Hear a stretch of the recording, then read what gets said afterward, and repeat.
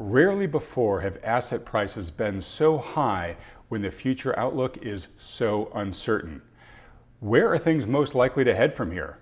To answer that question, at the recent Wealthion conference earlier this month, we brought together two of the internet's most respected macro analysts, Grant Williams and Stephanie Pomboy, to hash it all out for us. Grant sees inflation as the bigger danger, while Stephanie is still more concerned about deflation. But despite their differing approaches, they both see a lot of similarities in how investors should prepare today for what's coming next. If you missed the conference, well then today's your lucky day, as we're making this great meeting of the minds available to you right now. I am a proponent of the deflation before inflation thesis. And I guess I'm more worried than I was then that I'm potentially right about inflation coming back, because the kind of the problems it'll cause seem to be increasing. I am so excited for this next segment featuring two of my all-time favorite macro analysts. And the fact that they're close friends is just icing on the cake. Stephanie Pomboy is the founder of economic research firm Macro Mavens, whose clients include the largest US mutual funds, investment management firms, and global hedge funds. Grant Williams has spent over 30 years in finance and is one of the most extremely respected financial commentators today, producing the Things That Make You Go newsletter, the new and excellent Grant Williams podcast, and co-founding the highly influential financial interview series, Real Vision. If you've ever heard the super terrific Happy Hour podcast, you already know that Grant and Stephanie are magic when combined together. I was so excited they agreed to join our conference and provide us with our very own super terrific half hour of their wit and wisdom. Stephanie, Grant, thank you so much for joining us. Please, thanks for having us. Hey, Adam, this is Steph. We've got to pretend to like each other for another half an hour. Can we manage it? All right, well, let's just dive right in. Guys, let's roll up our sleeves and get macro here. Grant, the last time that you and I talked, which was back in 2020, you were raising concerns about coming inflation pressures, which are certainly manifesting now. So you, I think, were spot on with those concerns. Stephanie, when you and I talked earlier this year, you said that you think deflation will remain the dominant trend over the long term due to debt and demographics. How, if at all, has each of your outlooks evolved since we last spoke? Stephanie, let's start with you. Okay, well, way to throw me right into the frying pan.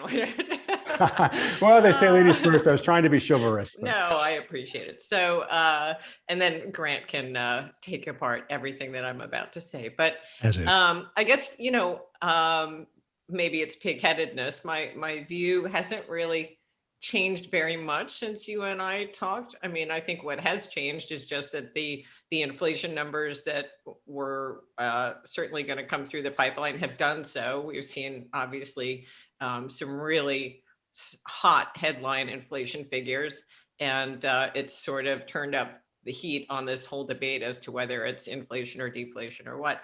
And I guess, putting a pin in that whole secular debt and demographic long-term question, which is, what I think ultimately will prevent a broad transmission of inflation. I guess, to start, we should acknowledge that the Fed has created hyperinflation. It's just not in the measure that they focus on. We've had hyperinflation in financial assets for years.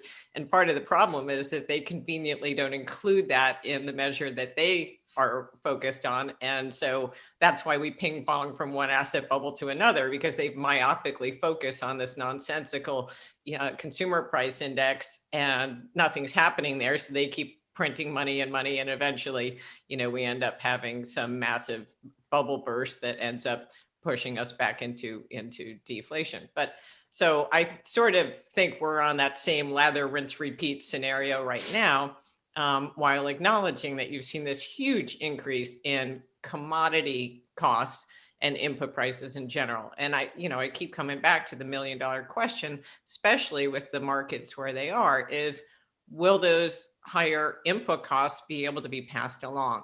And so far, the evidence is really spotty. I mean, in the latest inflation numbers that we got, the PPI, the producer price index, is going up 3 percentage points faster year on year than the consumer price index. So, I look at this as a crude proxy for profit margins. And I say, I don't know what people are smoking if they think S&P earnings, after being up 34% this year, are going to be up another 13% next year, because I just don't see where all that inflation input price pressure is going to be able to pass through.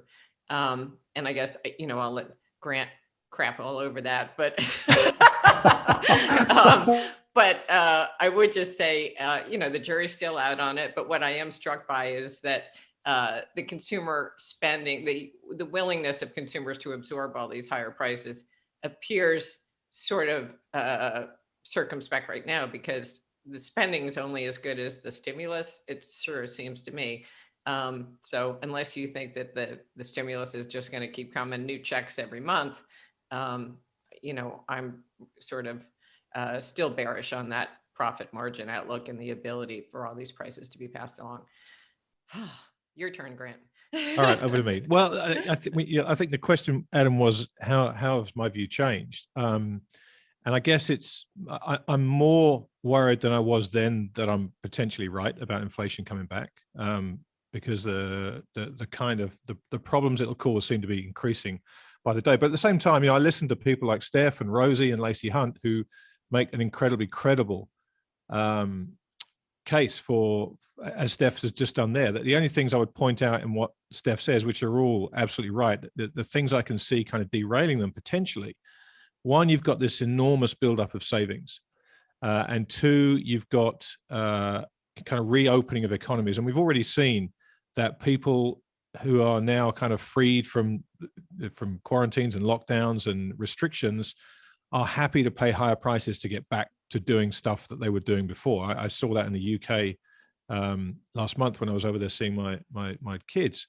So you've got people who are kind of turning a short-term blind eye to higher prices because they just want to get back out and spending. And if you listen to a lot of the conference calls that companies put through this last earnings season, you heard time and time again, to Steph's point, that we have these cost pressures, input cost pressures, and we're struggling with them. But if you give companies a window to pass those on to consumers, they will take advantage of that. And it may just be a short-term phenomenon, but I think you're going to see that window appearing. The other thing I would say is that we've kind of reached the point now in the cycle where the cycle tends to go, you get price increases and then people demand wage increases, and then the wage increases come through, and that's what really kind of gets the fire going. We haven't seen this wage increase cycle happen at all. In fact, it's been a clear problem for many, many years now that wages haven't gone up in line with price increases. But what we're starting to see in the age of virtue signaling are companies increasing. We saw McDonald's recently increase wages. We've seen Amazon increase wages, Walmart talking about increasing wages. And it's now become a virtue signaling thing to do. It's now not going to be left until it's necessarily the last thing we need to do to cut into our profits. It's going to be, well, we can't not increase our wages because all the cool companies, all the good companies are increasing wages. So that social virtue signaling pressure is starting to be felt by companies as well. And so we may just get that increase in wages, which the profits of the last several years would suggest that they can afford to do. Steph's point about profit margins going forward is absolutely crucial to understand, though. And I think what that means to me is if we do get this inflationary pulse lengthen out, we're not going to get the traditional run up in equities just because it's an inflationary response. We're going to start to see companies suffer massive hits to their margins and massive hits to their profits. So it won't just be a case of, if we get inflation, you can own the stock market like they did in Venezuela and everything will be okay. Okay, that's a great point and a great segue into my next question for you guys. I do want to make one observation on the wage inflation, which is we may also get wage inflation because a lot of companies are finding, and a lot of the ones you mentioned, which hire a lot of lower skilled workers, they're having to offer higher wages now to compete with the stimulus that folks, the checks that people are getting as part of their unemployment insurance checks. So there's it's interesting how the stimulus is almost driving wage inflation by keeping people out of the employment force. But okay, so if you do believe that profit margins are going to get hit, and I do have to react to something that Stephanie said, about the sort of cost push inflation that's going on. When you look at charts of real things, major commodities that we use in our daily lives, lumber to build things, or to or steel, to manufacture things, or the food that we eat, agricultural commodities, they are up double digits or triple digits in the past year, right? And yet the CPI, has on a relative basis, sort of barely budged. And I just saw a chart today of steel futures that showed that they have quadrupled since the beginning of 2021, right? So there's some point at which they're going to have to pass some of that on to the consumer, but there's some part of it that they're just not, because people aren't going to be able to afford to pay quadruple, what they were paying beforehand on a sustainable basis. So tying this all back to your point, Grant, I think it's probably a pretty accurate prediction that profit margins are going to get hit because of these higher commodity prices and potentially these higher wages that are going to be going forward. I don't know if that's the pin or not, but the question that I'm taking way too long getting to is, when you look at today's asset price levels and current valuations, or maybe I should say current levels of overvaluations, because most assets are historically at the highest levels of valuation they've ever been. Do you see a reckoning here as inevitable? Or have prices reached some new world order? Maybe the stimulus just never stops and things get propped up. You mentioned the Venezuelan stock market.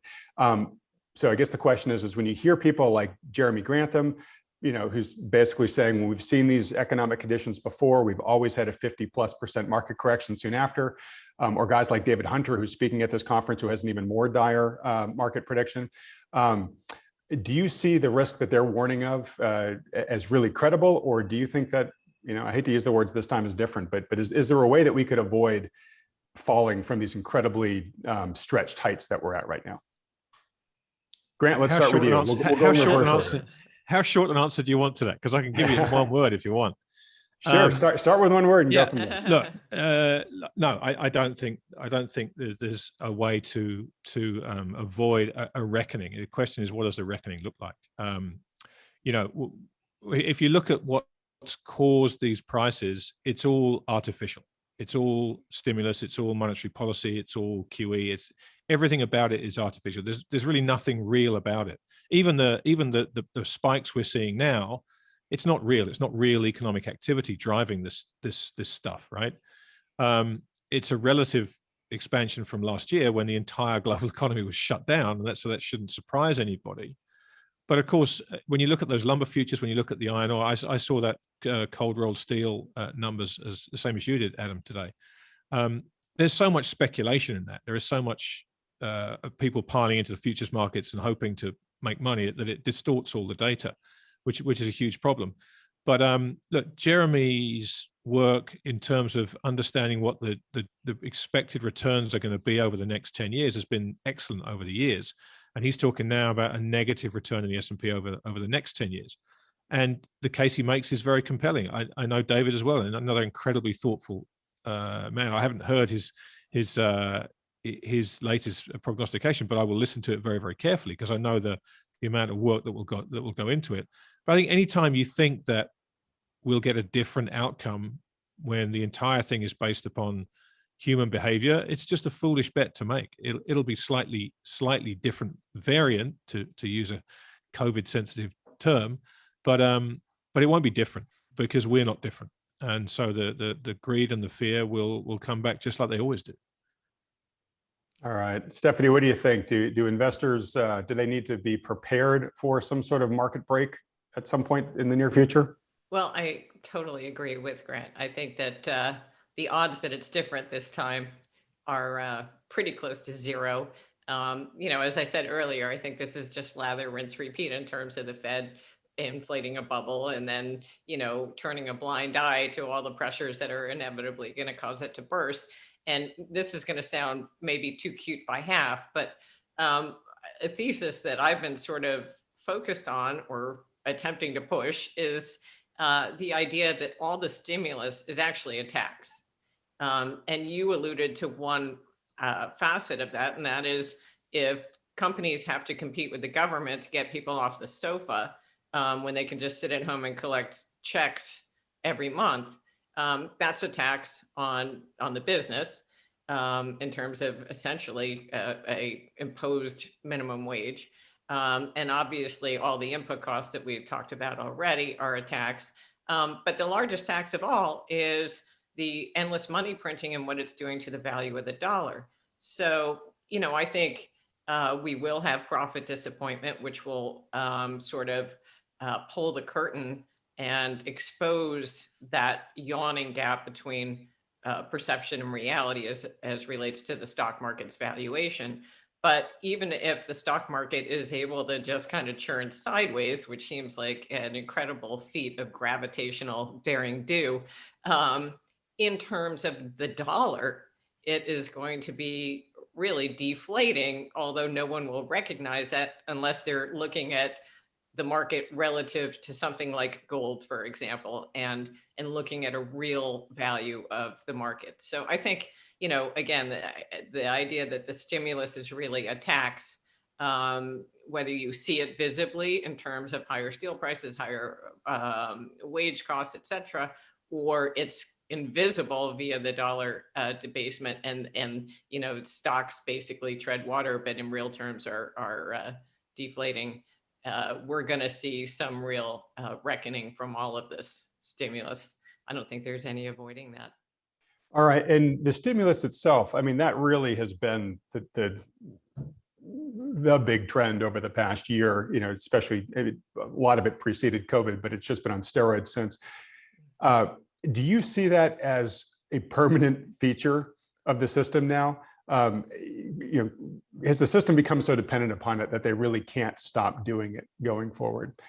Steph, why don't you, since you mentioned it, why don't you react and then we'll go to Grant?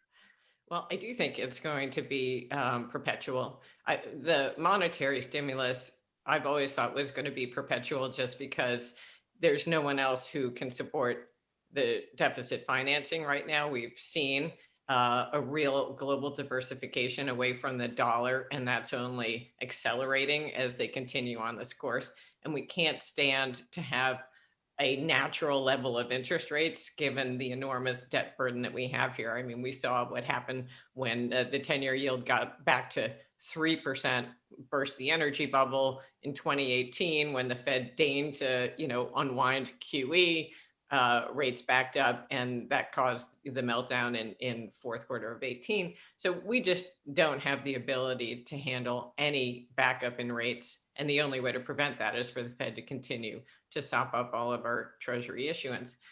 What's new, I think, is that fiscal stimulus is also going to be perpetual in my view. And obviously the last few months sort of bolster that case. But I think what's going to happen, and again, I'm pushing this theory that the stimulus is actually a tax, is that people will discover that unless you're sending a check to somebody every month, they're going to assume that this is temporary. And so there isn't going to be a sustained, durable recovery because of the stimulus that they're doing right now. And they're just going to conclude, I think it took Pelosi about 5 seconds after that dismal payroll employment report, that clearly they haven't done enough. They need to do more. So every time we get a disappointing headline, it's going to be a rationale for more fiscal stimulus, which the Fed will have to monetize. And I think we'll just keep going on around and around on that. And as Grant mentioned, the real fundamental economy isn't improving at all through all this. It's all artificial stimulants. But right now, that's all we got. All right, Grant, as you react to that, if you can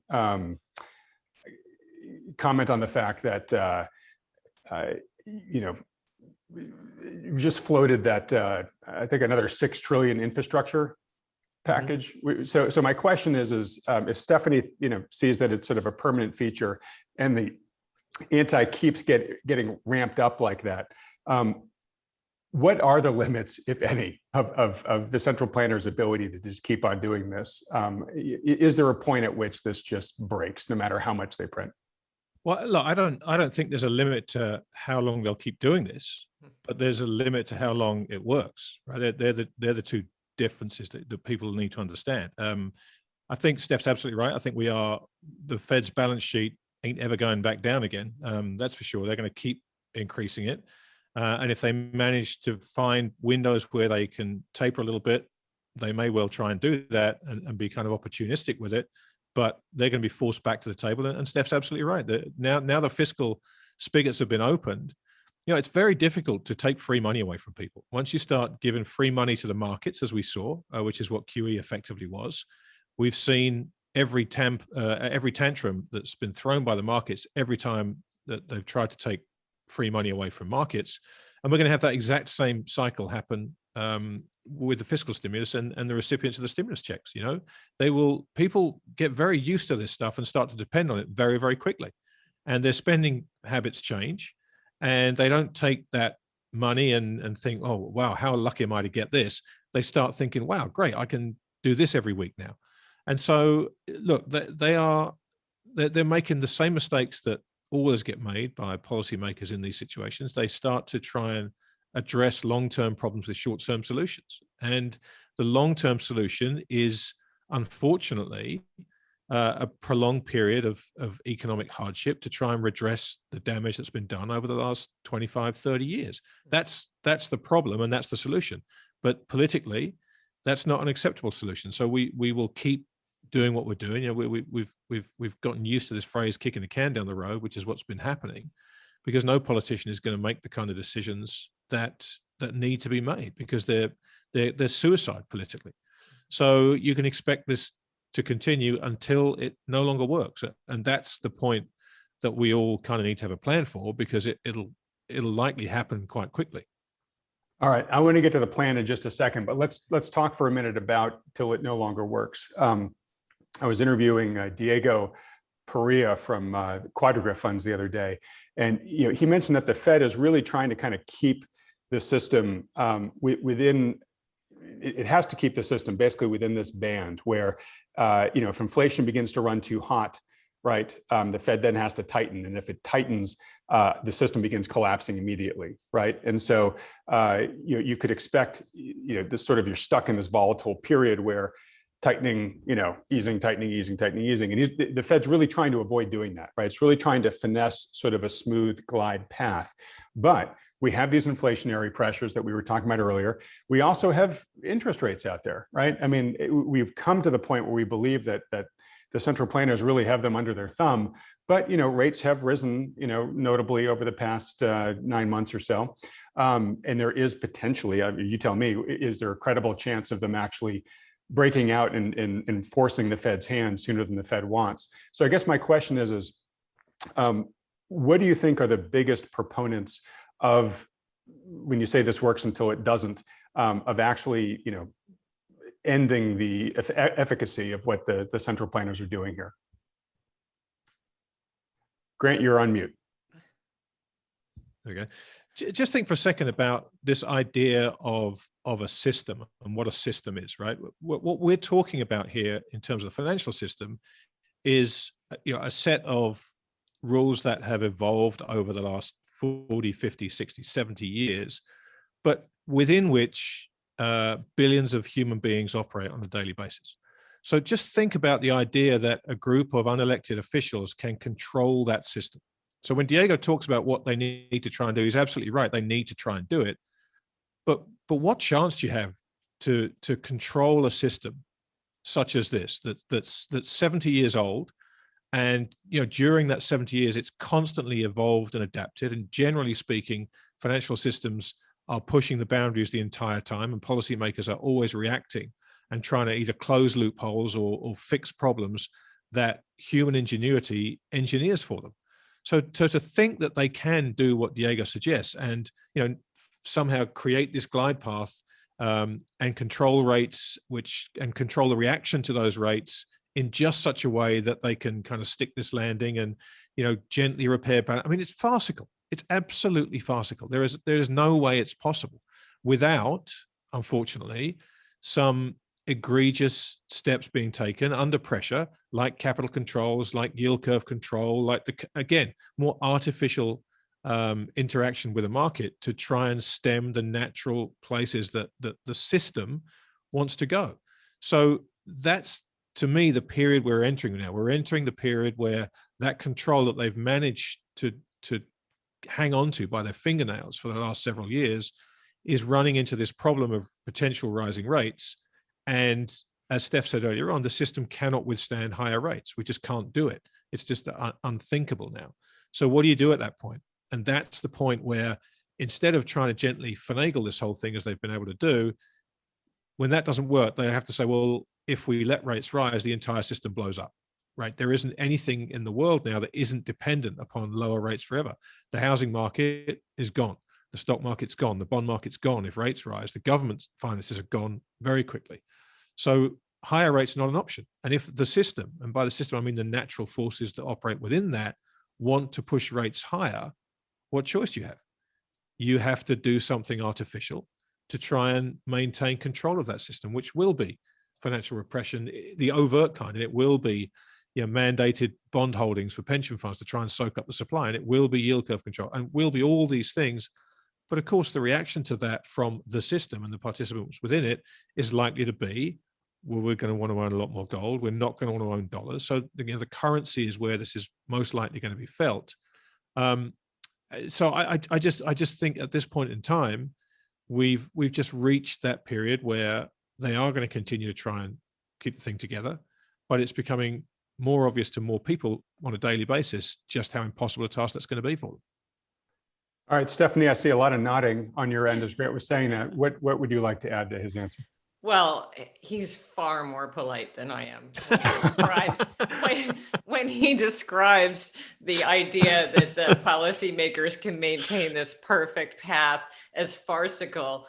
I mean, I was thinking to myself, if you were to gather together 12 bigger magoos than the people at the Federal Reserve, you would be really hard pressed. I mean, they have proven to miss every single opportunity to get it right. I mean, far from sticking the landing, they fall flat on their face every single time. And I think it's not even that they're maintaining this glide path right now. It's the illusion that they are the ones maintaining it, when in reality, it's this confidence that mystifies me that they are somehow controlling things. They're not controlling diddly squat, but that markets believe that they are, and therefore the illusion that these guys actually have some great insight and gift for controlling our outcomes and navigating us past any, you know, rocky shoal. That's what's sustaining the market right now. And so I think that, again, I'm mystified as to how it's held together this long, but they are starting to, you know, there are more people who are expressing some suspicion that maybe the folks at the Fed aren't going to be able to pull this one off. And as more and more people come around to that view, their ability to maintain this illusion is going to disappear. And I guess I keep coming back to the idea that it's not going to happen domestically. I think it's going to be some foreigners, and I keep, you know, China obviously immediately comes to mind, saying, look, you know, you guys, you can't continue to base your currency endlessly, and we just continue to abide this. So we're going to, you know, start looking at alternatives. And the fact is that silently, they're doing a lot of stuff that hasn't received the attention it should have. Number one, allowing a massive appreciation in the renminbi, or basically accommodating this dollar decline, whereas in the past they wouldn't have.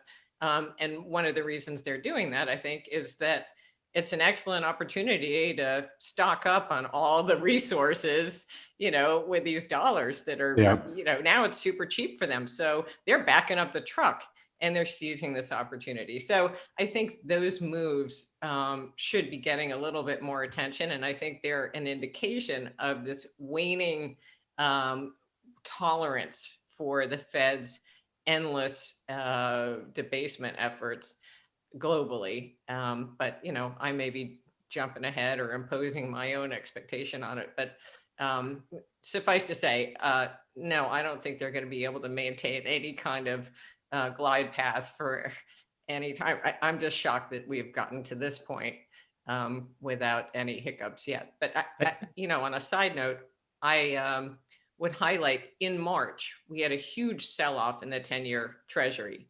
That's when Treasury yields peaked at, I think, 1 3/4, basically. And we just found out from the monthly capital flows report, which were just reported now for March, that in the month that the Treasury yield got absolutely hammered, Treasury bonds got hammered and yields shot higher. We had a record amount of foreign purchases of our treasuries in that month.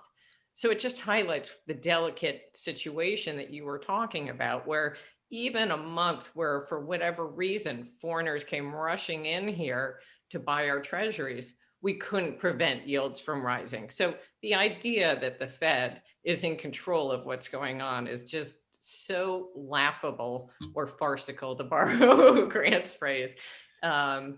It blows my mind. But anyway. Hey Steph, at least we now have a name for our band. I think we call it the Big Magoos. The Big Magoos. I can see this being a huge hit. Oh my God. I think that's great. Monetary Magoos, right? The macro Magoos. That's there you go. Right. We hope you've been enjoying this excellent back and forth between Grant Williams and Stephanie Pomboy. The interview continues in part 2, where Grant and Stephanie share their guidance on which asset classes appear prudent given the highly uncertain environment now facing today's investors. To watch part 2, just click on the link provided in the description of the video below, or head over to youtube.com/Wealthion. But before you go, please don't forget to click the subscribe button below if you haven't already, as well as that little bell icon right next to it. Oh, and if you'd appreciate a free, no strings attached portfolio review by a financial advisor who takes into consideration the macro risks and opportunities mentioned here by Grant and Stephanie, just go to Wealthion.com and we'll help you set one up. Okay, I'll see you over at part 2 of our interview with Grant Williams and Stephanie Pomboy.